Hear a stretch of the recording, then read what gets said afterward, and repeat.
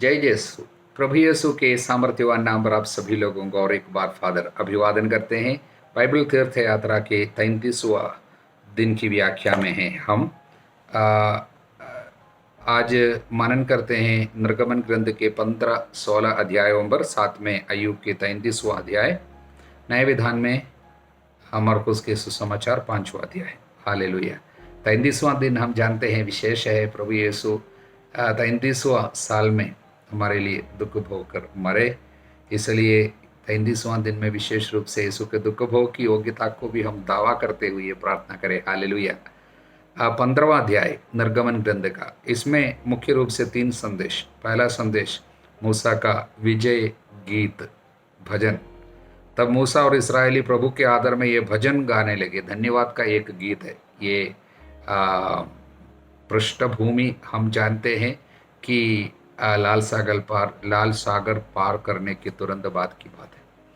लाल सागर पार करना, देखिए, मानव जाति के जीवन में तब तक जो कभी सुन नहीं पाया था, एक ऐसा कार्य प्रभु ने किया। समुद्र को 2 भाग में बांटकर अपने लोगों को लेकर चले। हालेलुया। और इज़राइली उस समय एक ऐसी परिस्थिति में थी, आगे मौत पीछे मौत, फिरौन की बड़ी सेना। लेकिन प्रभु समझ के परे, यानी मनुष्य के समझ के परे कार्य उनके लिए किया। एक महान संदेश, दुनिया के अंत तक जो व्यक्ति जीवित रहेंगे उन सबों के लिए प्रभु एक संदेश इस घटना के द्वारा दिया था। जीवन की हर एक परिस्थिति, कितनी बड़ी विषम स्थिति क्यों न हो, उसके ऊपर प्रभु का अधिकार है। प्रभु के लिए कुछ भी असंभव नहीं। इसलिए आपको क्या चाहिए? जीवन के हर एक संकट के दौरान भी प्रभु को धन्यवाद देते हुए आगे बढ़ना, और रास्ता बनाते ही जाएगा। हमारे जीवन में भी ये लाल सागर पार कराने का अनुभव प्रभु हर दिन हमारे लिए कर रहे हैं। छोटी सी विषम स्थिति हो, बड़ी हो, जीवन में कितनी बातें ऐसी हुई है, कभी हम ऐसे खड़े रहे परेशानियों के सामने कि हमें क्या करना चाहिए पता नहीं था, लेकिन प्रभु ने रास्ता खोला है। अभी तक हम यहाँ तक पहुँचे। इस महामारी के दौरान भी प्रभु रास्ता खोल रहे। इसलिए हमको क्या चाहिए? हर दिन धन्यवाद, कृतज्ञता का बलि चढ़ाते जाए। प्रभु के इस सभी उपकारों के बदले में क्या दे सकता हूँ? ती का प्याला उठाकर प्रभु का नाम लेना, धन्यवाद देता जाना। वचन 2, प्रभु मेरा शक्तिशाली रक्षक है, उसने मेरा उद्धार किया। मैं अपने ईश्वर की महिमा गाऊंगा, मैं अपने पिता के ईश्वर की स्तुति करूंगा। हमारे पूर्वजों के लिए जो कार्य प्रभु ने किया, वो ईश्वर आज हमारे लिए कर रहे हैं, करते आ रहे हैं, जरूर और करेंगे। विश्वास करना और इस विश्वास को स्तुति धन्यवाद में प्रकट करना, पहली बात। दूसरी बात, मारा में पहुँचे वे। मारा की विशेषता ये थी, वहाँ पर पानी जो है वो कड़वा था, इसलिए वे पी नहीं पाए और इस्राएली भुनभुनाने लगे फिर से, हम क्या पिए। तब मूसा प्रभु के सामने प्रार्थना की, प्रभु की दुहाई दी। तो प्रभु ने उसे एक लकड़ी दिखाई, उसने उसे पानी में फेंका, वो पानी मीठा हो गया। यह लकड़ी एक प्रतीक है ईसा मसीहा के सलीब की प्रतीक है। यानी अपने जीवन के दुखों में, जीवन की कड़वाहट में यीशु के दुख भोग की योग्यता को दावा करना, दुख आनंद में बदलेगा, कड़वाहट मीठापन में बदलेगा। इसलिए यीशु के दुख भोग की योग्यता को जीवन के हर एक पहलू पे हमें लेके आनी है। दावा करना यीशु के दुख भोग, उसके खून के पवित्र लहू की योग्यता को दावा करना, क्रूस की योग्यता को हमारे दुखों में मिला देना। हालेलुया। इसलिए यीशु के दुख भोग के साथ मिलाते हुए हमारे दुखों को हम समर्पित करेंगे, तब उसमें से आशीर्वाद निकलते हैं। दुख जो है, सहन जो है, मुक्तिदायी बन जाती है, साल्विफिक सफरिंग बन जाती है। हालेलुया। और तीसरी बात, वचन 26, उसने कहा, यदि तुम अपने प्रभु ईश्वर की वाणी ध्यान से सुनोगे, उसकी इच्छा पूरी करोगे और उसकी आज्ञाओं सब विधियों का पालन करोगे, तो बीमारियां तुम्हारे ऊपर नहीं ढाऊंगा। बीमारी, परेशानी, विपत्ति से छुटकारा आज्ञा पालन से जुड़ी हुई है। हालेलुया। और आज्ञा भंग से जुड़ी हुई है बीमारी और संकट। हमेशा ऐसा है। इसलिए हर बीमारी एक उत्तरदायित्व लेके आते हैं, हमको एक संदेश लेके आते हैं कि हर एक वचन का पालन करो, पश्चाताप करो बीते दिनों की आज्ञा भंग के लिए। ये इसलिए प्रभु कह रहे हैं तुम यदि आज्ञा पालन करोगे बीमारियां दूर रहेगी। प्रभु को धन्यवाद। 3 संदेश इस अध्याय से। हालेलुया। 16वां अध्याय में और एक बहुत ही महत्वपूर्ण चमत्कार प्रभु अपने लोगों के लिए करते हैं, जिसे सदियों से प्रभु के लोग याद करते आते हैं, प्रभु को धन्यवाद देते हैं। और हमारी भूमि में प्रभु ने उनके लिए भोजन का प्रबंध किया था। हालेलुया। इसमें कितने सुंदर संदेश छिपे हुए हम जरा देखें। पहली बात, जब थोड़ी सी परेशानी आई, जब खाने का समय आ गया, चिल्लाना शुरू किया। वचन 3, इजराइलियों ने मूसा से गुनगुना रहे और क्या, हम जिस समय मिस्र देश में मांस की हड्डियों के सामने बैठते थे, इच्छा भर रोटी खाते थे, यदि हम उस समय प्रभु के हाथ मर गए होते तो कितना अच्छा होता। आप हमको इस मरुभूमि में इसलिए ले आए कि हम सब के सब भूख को मर जाए। उस समय मिस्र देश में वे चिल्ला चिल्ला कर रोए थे, हाथ से बचाओ, लेकिन अभी बोलते वहां पर मर जाना अच्छा था, यहाँ पर खाना नहीं मिलता। हालेलुया। कितनी बड़ी ईश निंदा है। किंतु प्रभु उनको सुधारने के लिए दंड नहीं भेज रहे, लेकिन चमत्कार भेजते हुए उनको सुधारने की कोशिश कर रहे। चमत्कार के जरिए सुधारते। बड़ी ईश निंदा है, क्योंकि इतने बड़े चमत्कार 2 दिन पहले किए हुए चमत्कार को भी, बड़े सागर को प्रभु ने 2 भाग में बांटकर उनको पार कराया था। भूल गए, अभी खाना नहीं मिल रहे बोलकर भुनभुना रहे। तब मूसा प्रार्थना किया, प्रभु ने उनको शिक्षा दी क्या करना है, क्या करना है, इनको समझाया। और वचन 8 में मूसा ने उनसे कहा, प्रभु आज शाम तुम्हें खाने के लिए मांस देगा। इतना हिम्मत, क्योंकि प्रभु का वचन सुना, प्रभु के बंदा प्रभु की आवाज को सुने, उसके बाद बोलते हैं तुम सभी लोगों को मांस देगा और कल सुबह इच्छा भर रोटी, क्योंकि प्रभु अपने विरुद्ध तुम्हारा भुनभुनाना सुन चुका है। प्रभु अपने विरुद्ध, हम कौन होते हैं? तुम लोगों ने हमारे विरुद्ध नहीं बल्कि प्रभु के विरुद्ध भुनभुनाया है। प्रभु के चुने हुए लोगों के खिलाफ जो बोलते हैं सीधा प्रभु के खिलाफ जाते, इसलिए सावधान रहनी चाहिए हमें। हालेलुया।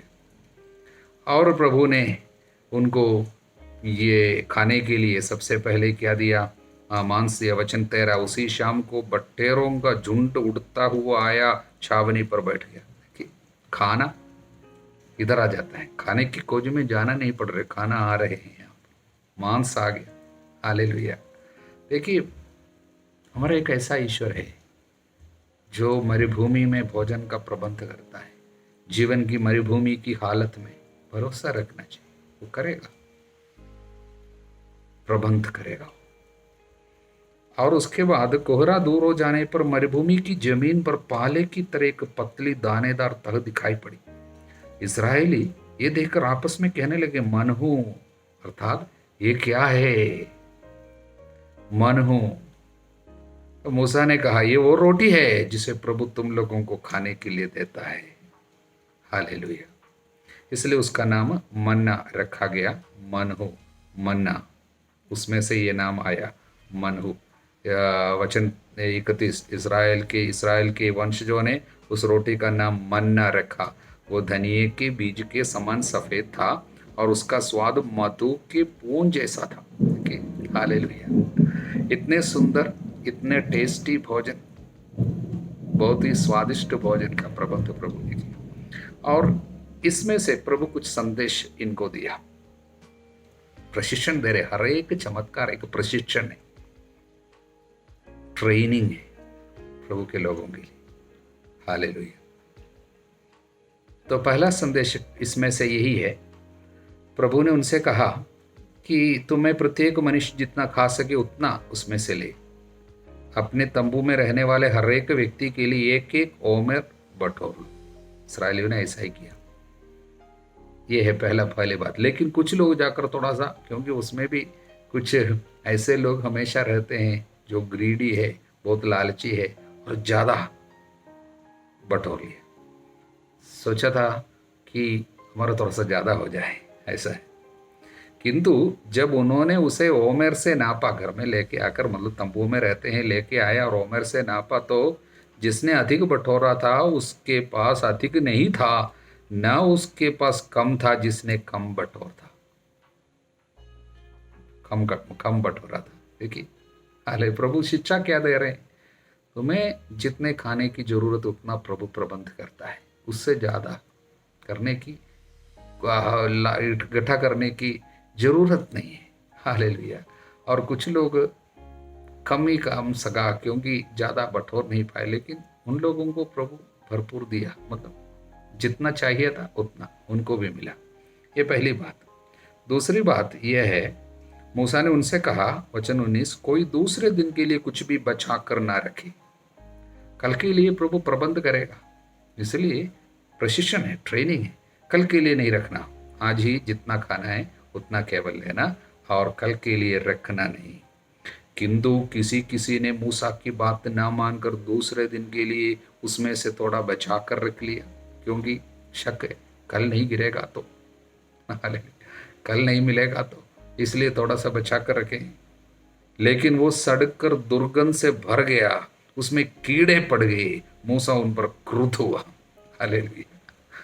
कुछ लोग लालच के कारण ये कार्य, प्रभु पर भरोसा नहीं रखते हैं, इसलिए लालच। प्रभु प्रबंध करते हैं, जितना जरूरत है उतना देता है। लेकिन जिन्होंने प्रभु के वचन के खिलाफ आगे अपने लालच को प्रकट किए हैं, लेकिन प्रभु उनके साथ क्या होने दिया, और जो भी इकट्ठा किया वो सब सड़ गया, और मूसा उनसे क्रोध भी हुआ। हालेलुया। और तीसरी बात यहाँ पर, वे प्रतिदिन सवेरे अपनी अपनी आवश्यकता के अनुसार उसे बटोरते थे, लेकिन सूर्य के तपने पर वो गल जाता था। इसलिए कब उठता था? बड़े सवेरे उठना है। सूर्य का प्रकाश आ जाएगा तो जितने मन्ना है वो सब गल जाएगा, लेकिन उसके पहले जो इकट्ठा करके रखता है वो नहीं गलेगा। हालेलुया।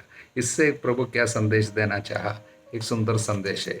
वो संदेश प्रज्ञा ग्रंथ के 16वां अध्याय के वचन 27-28 में लिखा है। प्रज्ञा 16 अध्याय, जो चीज आग द्वारा नष्ट नहीं होती थी वो सूर्य की किरण के स्पर्श मात्र से पिघलती थी। ये मन्ना, सूर्य के पहला किरण जब आएगा ये पिघल जाएगा, लेकिन आग भी इसको नष्ट नहीं कर सकता था। हालेलुया। जिससे, इससे संदेश क्या है? जिससे लोग जान जाए कि सूर्योदय से पहले तुझे धन्यवाद देना और प्रभात के समय तेरे सामने उपस्थित होना चाहिए। इसलिए हालेलुया, बड़े सुबेरे सूर्योदय से पहले प्रभु को धन्यवाद देने के लिए उठना चाहिए। ये संदेश देने के लिए ही प्रभु इस चमत्कार को इस्तेमाल कर रहा था कि सूरज के पहले प्रकाश के पहला किरण आने से ये पिघल जाता था, और उसके पहले उठना है, प्रभु को धन्यवाद देना है। लेकिन आज भी हालत क्या है? अनेक लोग इस कहने के खिलाफ जाते हैं, पूरी रात सब बैठकर कुछ कुछ करते रहते हैं और सुबह उठ नहीं पाते हैं, और दोपहर तक उठ जाते हैं। इसलिए क्या होता है? उनके जीवन में कमी रह जाएगी। हर एक क्षेत्र में ये कमी घटी देखने को मिलेगी। थॉट, क्योंकि प्रभु चाहता है कि सूर्योदय से पहले उठे और धन्यवाद दे, तब प्रभु प्रबंध करता है। हालेलुया। और चौथी बात मन्ना से जुड़ी हुई, छठे दिन वे दुगुना बटोरते थे, हर एक के लिए 2-2 ओमेर, क्योंकि 7वां दिन में मन्ना नहीं गिरेगा। इसलिए अगले दिन के लिए भी आज उठा कर रखेंगे। हालेलुया। इसलिए मूसा की आज्ञा के अनुसार उन्होंने उसे कल के उपयोग के लिए रख लिया। 6वां दिन में दुगुना, 1-1 ओमर के बदले 2-2 ओमेर उठाया और रख दिया, और उसमें ना दुर्गंध आई ना उसमें कीड़े पड़े। छठवां दिन में जो अगले दिन के लिए इकट्ठा किया उसमें दुर्गंध नहीं आई, क्योंकि आज प्रभु का वचन, और मूसा ने कहा आज उसे खा लो, वचन 25, क्योंकि आज प्रभु का विश्राम दिवस है, आज ये तुम्हें जमीन पर नहीं मिलेगा, तुम उसे 6 दिन तक बटोर सकते हो, किंतु 7वें दिन विश्राम दिवस है। हालेलुया।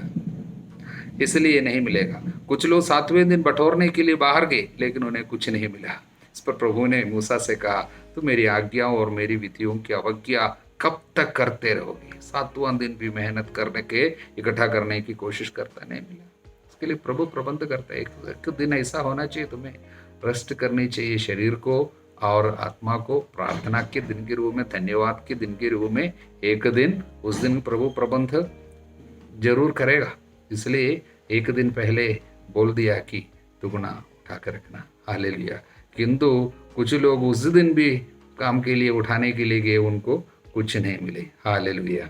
इसलिए ये मन्ना के द्वारा प्रभु ने 4 विशेष संदेश उनको समझाया। प्रभु को धन्यवाद। आज भी ये संदेश हम सभी लोगों के लिए ये प्रभु देना चाहते हैं कि हमारे जीवन में भरोसा रखने की जरूरत है, और जितना चाहिए उतना केवल इकट्ठा करना है, और कल के लिए प्रबंध प्रभु जरूर करेगा। भरोसा रखनी और विश्राम दिवस का पालन करना। प्रभु को दे। अय्यूब के अध्याय 33 में एक बहुत सुंदर एक संदेश छिपा हुआ है। एलीहू के भाषण है इस अध्याय में। वहाँ से वचन 14 से, ईश्वर निश्चय ही बारंबार बोलता है, किंतु कोई उसकी बात पर ध्यान नहीं देता। एलीहू बताते हैं, मनुष्य से प्रभु बराबर बात करते, अनेक रीति से बात करते हैं, किंतु लोग समझने की कोशिश नहीं करते, और प्रज्ञा न होने के कारण समझ नहीं पाते। प्रभु बात करते हैं। और 15वां वचन, जब मनुष्य बिस्तर पर लेटे हुए गहरी नींद में सोते हैं, तो ईश्वर स्वप्न में, रात के किसी दर्शन में बोलता है। हालेलुया। कभी दर्शन देता है, कभी बीमारी के द्वारा बोलते हैं, कभी किसी को भेजते हुए बोलते। प्रभु बराबर बात करना चाहते हैं। हालेलुया। प्रभु क्या बताना चाहते हैं? वास्तव में प्रभु क्या बात करना चाहते हैं? वचन 17, जिससे वह उसे कुमार्ग से हटाए, उसका घमंड दूर कर दे। प्रभु अनेक कार्यों के द्वारा हमारे जीवन में ये संदेश भेज रहे हैं कि हम कुमार्ग से हटे और घमंड हमारे जीवन में आने ना दे, हम अपने को विनम्र बनाए। प्रभु ये चाहता है। और इसलिए प्रभु बीमार व्यक्ति को भी ये अपने बीमारी के द्वारा बात करते हैं। वचन 19, वो बिस्तर पर पड़े हुए मनुष्य को दर्द द्वारा सुधारता है, जब उसकी हड्डियां निरंतर कांपती रहती है। दर्द के द्वारा प्रभु उनको सुधार रहे हैं, जिससे वचन 18, इस प्रकार वो अधोलोक के द्वार से मनुष्य की रक्षा, भाले की मार से उसका जीवन बचाता है। प्रभु के एकमात्र आग्रह है कि हमारी आत्मा बच जाए। उसके लिए प्रभु कुछ भी करना चाहते हैं। हालेलुया। मनुष्य की आत्मा को बचाने के लिए ही प्रभु ये सब कुछ करते हैं। तो बीमारी को भी प्रभु इस्तेमाल करता है, और सपने को इस्तेमाल करता है, और किसी व्यक्ति को भेजते हैं, और इस तरह सब प्रभु मनुष्य को कुमार्ग से बचाते हुए उनकी आत्मा का बचाव करने के लिए प्रभु कोशिश करते हैं। और अंत में प्रभु और एक कार्य करते हैं। वचन 23, किंतु यदि उसके बावजूद मनुष्य जो पाप में सब रहते हैं, तब प्रभु कुछ और व्यवस्था करते हैं उनके लिए। वो व्यवस्था 23वां वचन, किंतु यदि उसे एक स्वर्गदूत हजारों में से एक मध्यस्थ मिल जाता है, जो उसे उसका कर्तव्य समझा था, उस पर कृपा करता और ईश्वर से कहता है, इसे अधोलोक में उतरने से बचा, मुझे इसका रक्षा शुल्क मिल गया। हालेलुया।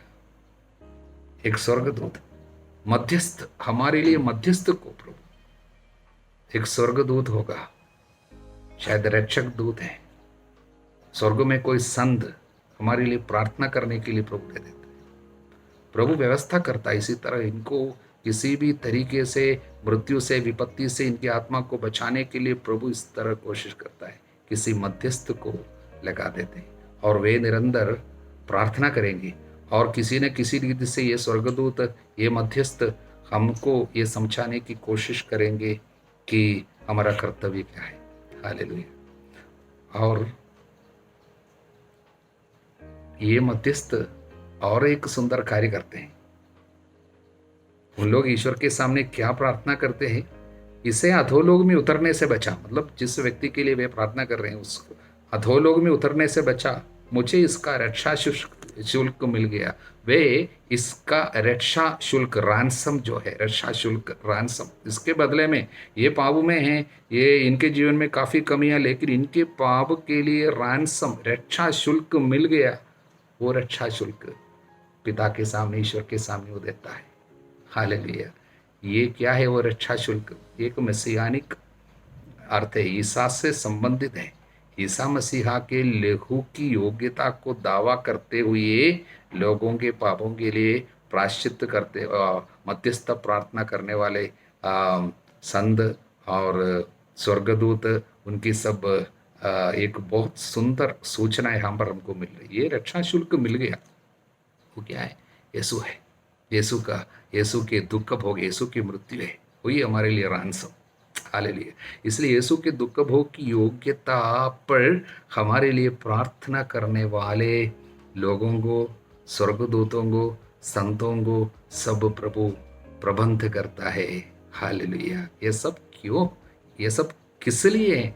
ये सब क्या है? ये सब प्रभु का प्यार का प्रकटन है, मनुष्य की आत्मा को विपत्ति से बचाए, ये प्रभु चाहता है। हालेलुया। अब हम मार्कुस के 5वां अध्याय में हैं। इस अध्याय की विशेषता बहुत ही अति विशेष संदेशों से भरा हुआ एक अध्याय है, 5वां अध्याय। हालेलुया।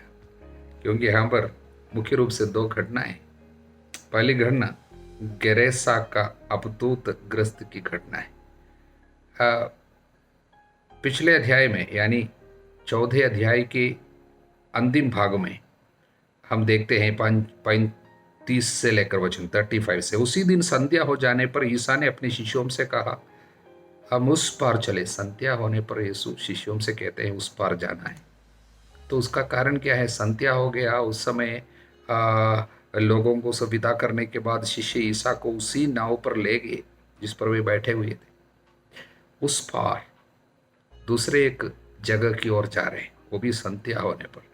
वो कहाँ पहुँच, और रास्ते में उस सफ़र में आंधी आई, तूफान आए और प्रभु ने चमत्कार किया, नाव डूबने की स्थिति में थी। ये सब हम देखते हैं, सब प्रभु जानता था। उसके बावजूद, तकलीफ के बावजूद प्रभु उसी रात उस संध्या के समय उस पार जाने के लिए कोशिश क्यों की?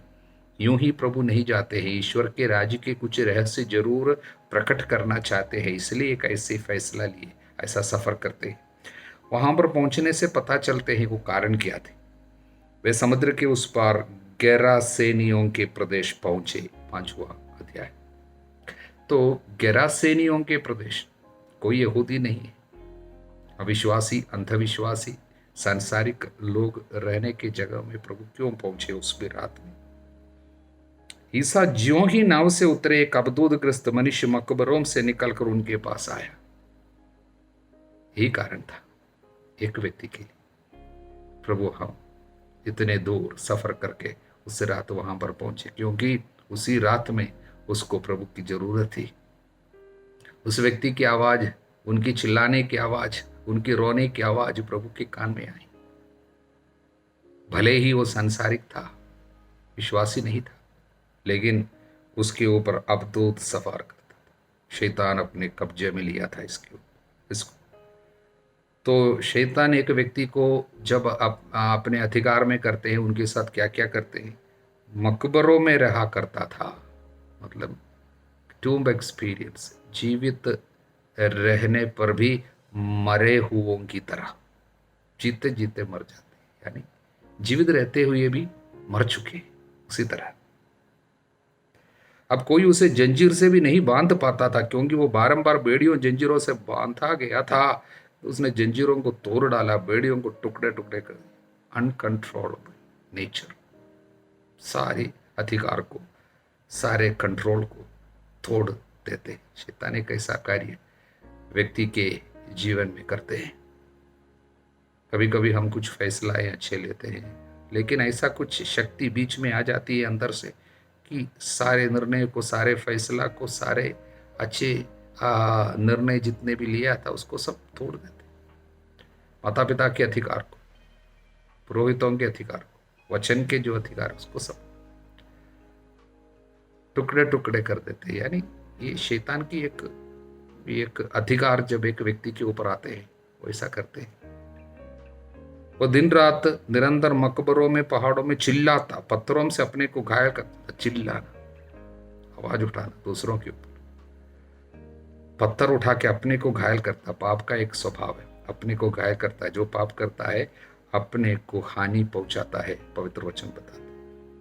वो ईसा को दूर से देखकर दौड़ता हुआ आया, उन्हें दंडवत कर ऊंचे स्वर से चिल्लाए, ईसा सर्वोच्च ईश्वर के पुत्र, मुझसे आपको क्या। ईसा सर्वोच्च ईश्वर के पुत्र, वो व्यक्ति दुष्ट आत्मा से पीड़ित व्यक्ति, वो भी अन्य धर्म का या दूसरे जगह में ये यहूदी नहीं है, गैरासेनियों के प्रदेश में रहता, वो व्यक्ति कैसे ईसा पुकारा, सर्वोच्च ईश्वर के पुत्र पुकारा, मुझसे आपको क्या। शैतान को पता चला ये कौन आया है, इसलिए वो आकर दंडवत किया। शैतान दंडवत भी कर सकता है, हालेलुया। आराधना भी वो करेगा, क्योंकि प्रभु के सामने आकर वो दंडवत किया।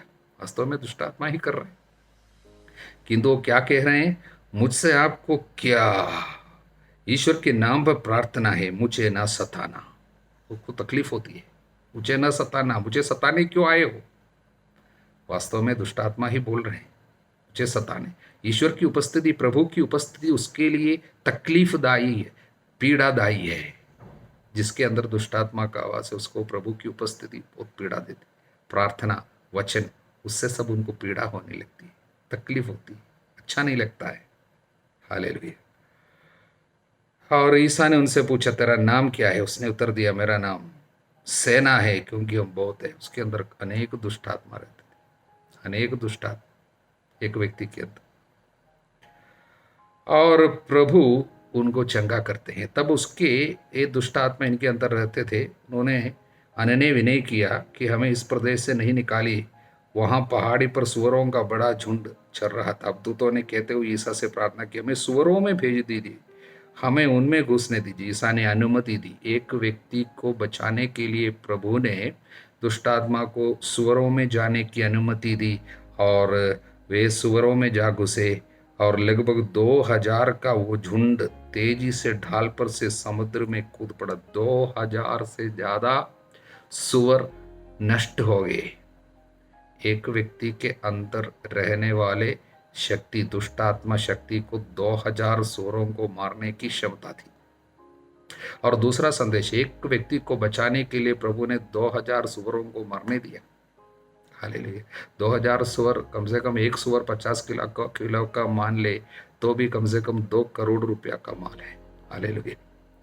2 करोड़ रुपये के माल को प्रभु यूं ही पानी में भेज दिया। संदेश क्या है? एक व्यक्ति की कीमत प्रभु की दृष्टि में कितनी है। भले ही वो दुष्टात्मा से पीड़ित पागलों की तरह, दुनिया उनको अच्छा नहीं समझता, घर वाले छोड़ दिए, पूरे देश के वासियों के लिए वो एक बहुत बड़े क्या है, एक बोझ है। हालेलुया। किंतु उस व्यक्ति को बचाने के लिए प्रभु रात में इतना दूर सफर किया और उस आदमी को बचाने के लिए कष्ट उठाए, और 2 करोड़ रुपए के कम से कम उतना रुपए के सुअरों को प्रभु मरने दिए। ये कितनी बड़ी बात है, संदेश इतना बड़ा है। हर एक व्यक्ति की आत्मा की कीमत मनुष्य की आत्मा की तुलना में और कुछ नहीं। इसलिए सारी दुनिया तो तुमने पाया, किंतु आत्मा गवा दे क्या फायदा। सब कुछ तुम्हारे पास है, लेकिन आत्मा के बदले में मनुष्य क्या दे सकता है, दे ही क्या सकता है। हालेलुया। इसलिए जीवन का मूल्य इतना ज्यादा है कि किसी के पास पर्याप्त धन नहीं है। वचन हमको बताते जीवन का मूल्य इतना ज्यादा है कि किसी के पास पर्याप्त धन नहीं है। ये वचन स्तोत्र 49 में है, 49 वचन 9, 49 वचन 9, 10। प्राणों का मूल्य इतना ऊंचा है, किसी के पास पर्याप्त धन नहीं, वचन 9। हालेलुया। इसलिए वो संदेश प्रभु हमको इस घटना के द्वारा देते हैं। और वहां पर सुअर चराने वाले भागे और उन लोग जाकर सभी लोगों को बताए। उन लोग सब दौड़ के आए। उन्होंने देखा कि अवधूत गृहस्थ, जिसमें पहले अवधूतों की सेना थी, कपड़े पहने शांत भाव से बैठा, पहले कपड़ा भी नहीं पहनता था। अभी जिन्होंने ये सब अपनी आंखों से देखा था, उन्होंने लोगों को बताया कि अवधूत गृहस्थ के साथ क्या क्या हुआ। तब गेरासेन ईसा से निवेदन करने लगे कि वे उनके प्रदेश से चले जाए। क्यों? क्योंकि अगर ये आदमी इधर रहेगा तो शायद हमारा और सुअर मर सकता है। इसलिए उन लोगों ने इतने बड़े चमत्कार देखने के बाद यीशु को वापस भेज दिया, क्योंकि वे अपने सुअर को नष्ट कराना नहीं चाहते थे। हालेलुया। प्रियजनों, प्रभु जब हमारे जीवन में कुछ करते हैं, हम लोगों को अन्य कुछ चीजों से हाथ धोना पड़ेगा। यहाँ पर सुअर जो है और अवधूत और अशुद्ध रिश्ता, अशुद्ध चीजों के एक प्रतीक के रूप में यहाँ पर है। हालेलुया। किंतु प्रभु जब किसी को बचाना चाहते हैं, उनको कीमत चुकाना पड़ेगा। वहाँ पर लोगों को कीमत चुकाना पड़ेगा, उनके अपने लोगों को कुछ चुकाना पड़ेगा। लेकिन इन लोग उसके लिए तैयार नहीं थे, इसलिए उन लोग बोलते हैं प्रभु को वापस जाने के लिए। हालेलुया। वो चला गया, यीशु वापस आया, लेकिन उसके पहले उस आदमी को साक्षी बनाया। हालेलुया। प्रभु उसको कहा, तुम जाकर अपने लोगों के पास अपने घर जाओ, उन्हें बता दो प्रभु ने तुम्हारे लिए क्या किया है। वो चला गया, सारे देकापोलिस में सुनाता फिरता कि ईसा ने उनके लिए क्या क्या किया था। सब लोग अचंभे में पड़ जाते थे। ये व्यक्ति एक बहुत बड़ी सेवा कार्य शुरू किया। इसलिए दुष्ट आत्मा से पीड़ित व्यक्ति को प्रचारक बनाने वाला प्रभु, उसके लिए प्रभु को रात में आना पड़ा। प्रभु उसके लिए कितना भी कष्ट उठाने को तैयार रहा। हालेलुया। और उसके बाद इस अध्याय में जायरूस की बेटी से जुड़ी हुई वो घटना है, हम जानते हैं। लेकिन इसमें जाते समय जायरूस ने आकर अपने बेटी के लिए निवेदन किया। प्रभु ने कहा, मैं आऊँगा। प्रभु उनके साथ चला गया उनके घर तक। लेकिन रास्ते में क्या हुआ, एक बड़ी भीड़ उनके पीछे होली और चारों मोर से लोग उन पर गिरे पड़ते थे। चारों मोर से लोग उन पर गिरे पड़ते थे। देखना, चारों मोर से लोग उन पर गिरे पड़ते थे। उस समय एक स्त्री आती है, 12 बरस से रक्तस्राव से पीड़ित थी। अनेक वैद्यों के इलाज के कारण उसे बहुत कष्ट सहना पड़ा था। सब कुछ खर्च करने पर भी उसे कोई लाभ नहीं होता था। कई लोगों की हालत ऐसी है, बल्कि वो और भी बीमार हो गई थी। उसने ईसा के विषय में सुना और भीड़ में पीछे से आकर उनका कपड़ा छू लिया, क्योंकि वह मन ही मन कहती थी, वो अपने से कहती थी, उसका विश्वास वो प्रकट करती थी, यदि मैं उनका कपड़ा भर छूने पाऊं तो अच्छी हो जाऊंगी। उसने विश्वास प्रकट किया था, विश्वास को दोहराया था, अपने से कहती थी, और उसके बाद वो विश्वास को उसने प्रकट किया, जाके छुआ। उसका रक्तस्राव उसी क्षण सूख गया। उसने अपने शरीर में अनुभव किया कि मेरा रोग दूर हो गया। ईसा उसी समय जान गए कि उससे शक्ति निकली है। भीड़ में मुड़कर उन्होंने पूछा, किसने मेरा कपड़ा छुआ? उसके पहले हम लोग देखा कई लोग उन पर गिरे पड़ते थे, लेकिन अब प्रभु क्या पूछते हैं, किसने? किसने? एक व्यक्ति ने, किन्होंने नहीं, किसने? किसी एक व्यक्ति ने छुआ। हालेलुया। उनके शिष्यों ने उनसे कहा, आप देखते ही है कि भीड़ आप पर गिरी पड़ती है, तब भी आप पूछते किसने मेरा स्पर्श किया? संदेश क्या है? सैकड़ों लोग सोचे हम यीशु को छू रहे हैं, लेकिन वास्तव में केवल एक ने सचमुच छुआ। बाकी सब सोचते हम इनको छूते हैं, इनके संग संग है, लेकिन शायद किलोमीटर दूर पे थे। हालेलुया। एक व्यक्ति केवल उसको दिल से छुआ, विश्वास के साथ। इसलिए प्रियजनों, हम सब सोचते हैं हम प्रभु के संग है, हम विश्वास करने वाले हैं, संग संग जा रहे हैं, मिसा बलिदान में शायद भाग ले रहे हैं, लेकिन दिल से, हृदय से शायद मिसा बलिदान में प्रभु को छूने वाले एक या दो सब होते हैं। क्या हम उन लोगों में हैं जो दिल से, विश्वास के साथ, भरोसे के साथ, प्यार से, आग्रह के साथ उसको छूते हैं? Hallelujah, hallelujah. सर्वशक्तिमान ईश्वर पिता, पुत्र, पवित्र आत्मा आप लोगों को आशीर्वाद